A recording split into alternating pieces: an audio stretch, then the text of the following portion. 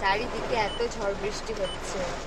মানে আমরা আজকে গিয়েছিলাম এক জায়গায়, তো সেখান থেকে আমরা ফিরছি, সবাই ফোন করছে যে এখানে ঝড় উঠেছে, ওখানে ঝড় উঠেছে। তো দেখো, মানে আমরা কাটোয়া ঘাটে আছি এখন, তো কাটোয়া ঘাট বেরোতে পারছি না, এত ঝড় বৃষ্টি শুরু হয়ে গেছে।